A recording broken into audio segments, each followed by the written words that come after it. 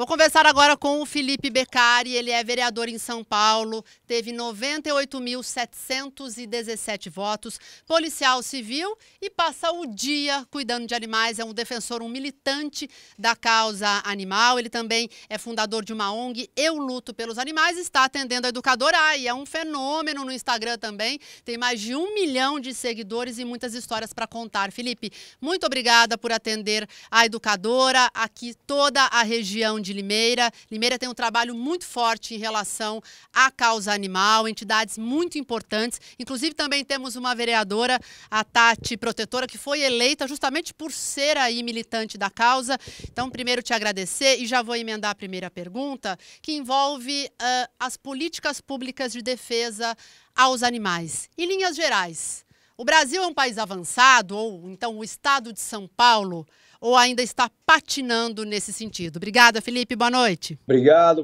pelo convite, é um prazer estar aqui. Eu recebi hoje com um pouco de surpresa, no meio da tarde, né, esse convite, eu adorei, porque eu sei o tamanho da rádio, eu sei o alcance dela, então eu fico muito feliz em poder estar aqui. Na verdade, a cada dia que passa, a gente tem mais espaço para falar sobre a causa animal, a gente tem mais condição de falar sobre o nosso trabalho, de como esses bichos merecem a nossa atenção, então eu fico muito feliz, então obrigado. Cumprimentando a sua audiência, espero que aqueles que não conheçam o meu trabalho passem a conhecer a partir de hoje. A gente pode bater um papo muito interessante aqui, claro que ele seja construtivo. Acho que com relação a essa primeira pergunta, as políticas públicas são muito deficientes. Eu afirmo isso, eu sempre costumo dizer nas minhas redes sociais, sou muito realista. O Brasil é um país retrógrado ainda, a gente caminha a passos lentos com relação à proteção animal. Embora o público que nos assista, os meus seguidores, por exemplo, sejam muito engajados, tenham cachorros, tenham gatos, tenham animais e gostem muito dos bichos, a gente acha, e a gente tem essa, na verdade a gente não acha, a gente tem essa certeza que a nossa cultura ainda é muito deficiente com relação ao animal como um ser senciente, como um ser que tem sentidos, que tem dores, que tem vontades, que tem sentimentos. Então a gente vem ganhando, claro, eu não posso também me furtar de dizer, a gente vem ganhando muito um espaço legal, tanto na política, no legislativo, no executivo, a gente vem conseguindo aplicar bons princípios, bons exemplos e, claro, melhorar essa questão dos animais, mas a gente está ainda muito aquém do que a gente precisa, do que os animais merecem. A gente hoje tem menos resistência do que no passado. Eu, como policial civil, além de vereador, policial civil há mais de 10 anos, tenho muita ainda, eu lembro muitas lembranças do meu começo, quando eu pedi ajuda em delegacias, do poder público, e era piada, né? Quer ajudar um animal, quer ajudar um cachorro, como assim? E hoje, claro, a gente tem rumado para um outro sentido, mas eu acho que a gente está muito longe ainda de sentir realmente e de respeitar esses animais como eles merecem. Eu vejo que as políticas públicas dos municípios têm melhorado, alguns vereadores, principalmente, né, que acho que é o maior representante do povo, é o vereador, que é o que está nas ruas. Então, eles têm feito trabalhos legais, mas a gente está passeando um pouquinho ainda sobre essa hipotética situação, né, essa ilusória situação onde os animais seriam respeitados. Eu acho que é um processo e uma visibilidade como a sua desse programa ajuda bastante. Então, por isso, meu agradecimento mais uma vez. Felipe, quando a gente fala em políticas públicas, a gente tem que falar em castração, em microchipagem, ou até, parece meio difícil falar isso em tempos de pandemia, mas um problema não limita o outro, né? Até um hospital, de repente, só para atender casos de animais maltratados, atropelados, enfim. O que falta? De forma geral, porque a gente sabe que as prefeituras, infelizmente, não colocam esta política em primeiro lugar. Vem sempre a saúde, vem a educação, a gente entende, é uma época de escassez, não tem dinheiro, pessoas morrendo por causa do vírus, mas a causa animal não pode ser deixada de lado. Então, pela sua experiência, seria uma castração efetiva já ajudaria, por exemplo, na superpopulação de animais? Olha, eu acho que ajudaria.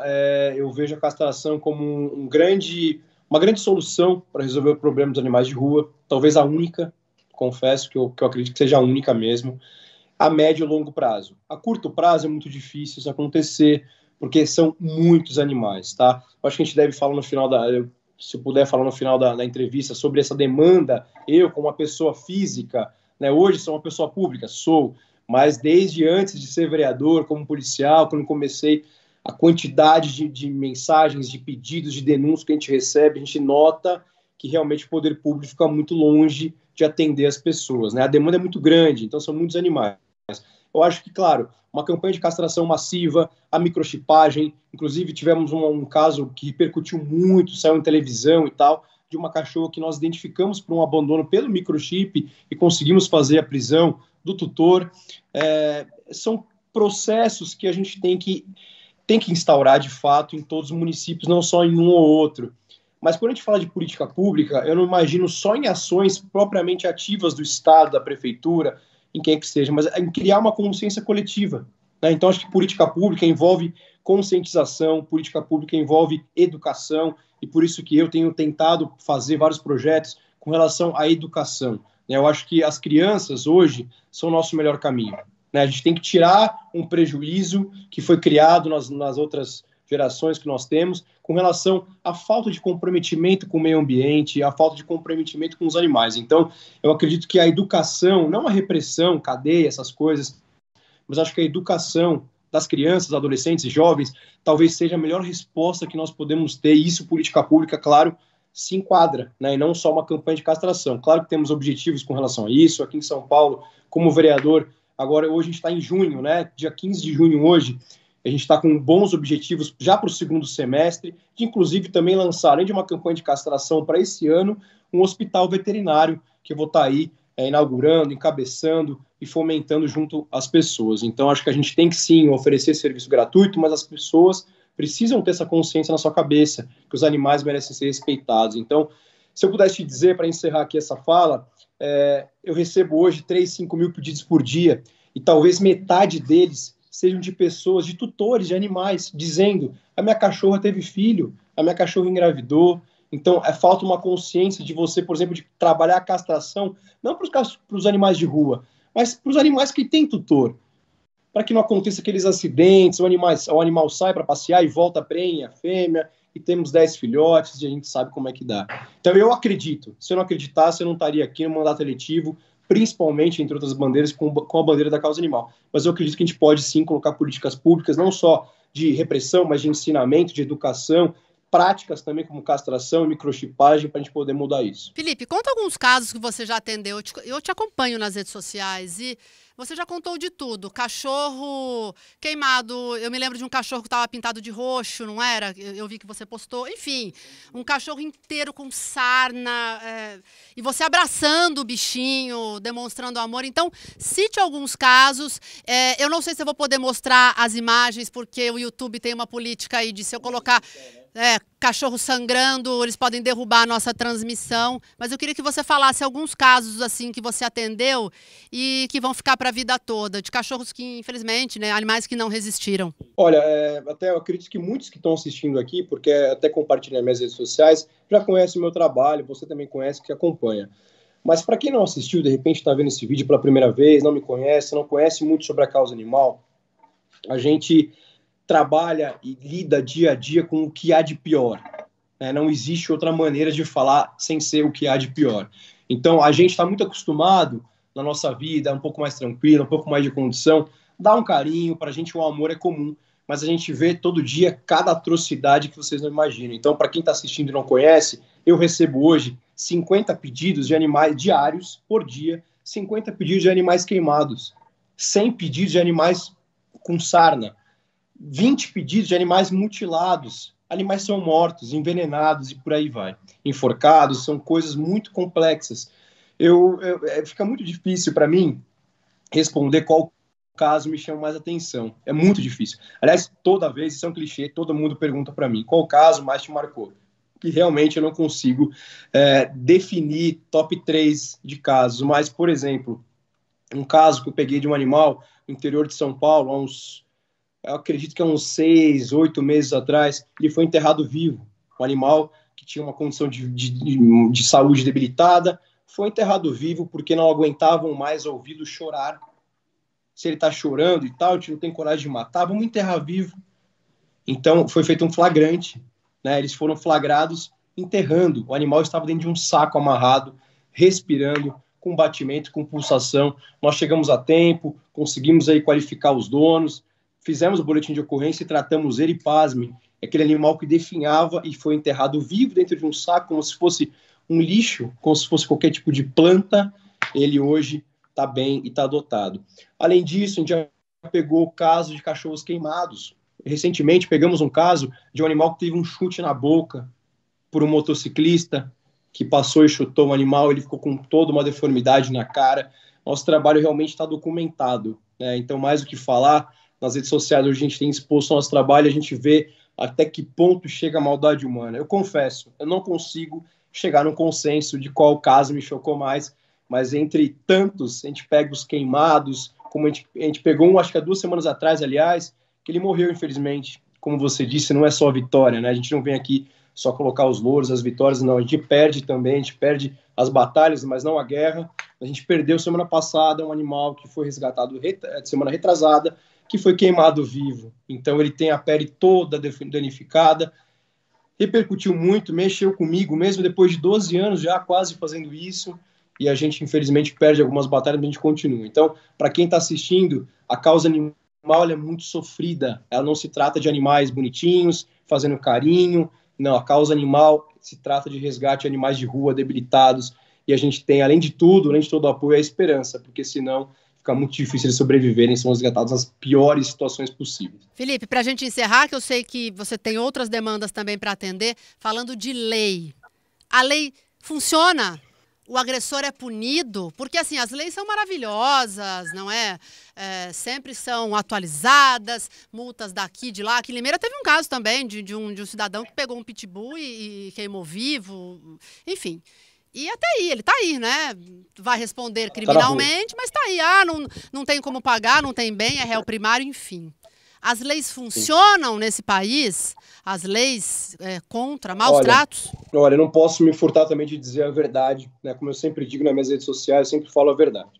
A gente já teve algum avanço, né? Eu não posso negar que não é à toa que eu fui eleito com 98 mil votos só na cidade de São Paulo, uma campanha sem dinheiro, só na rede social, com base no trabalho social. Então, a gente tem evoluído, né? E essa visibilidade da minha rede, da rede de outros protetores mais conhecidos, ela ajuda muito a causa animal a ter esse espaço nos plenários, nas câmaras, no legislativo municipal, estadual e principalmente no federal. Então, hoje, por exemplo, eu sou vereador em São Paulo. Eu consigo fazer leis na cidade de São Paulo. As pessoas me mandam demandas do mundo inteiro, até porque eu recebo pedidos de outros países, mas eu recebo demandas de outros estados, outros municípios, outras cidades, outros estados, e infelizmente eu não posso ajudar. Eu acredito que a nossa lei sanção, que é a lei que alterou, né, a lei dos maus tratos, da lei ambiental que a gente tem aqui no Brasil, ele vem ajudar. Ele prevê a reclusão para o autor do crime de maus tratos.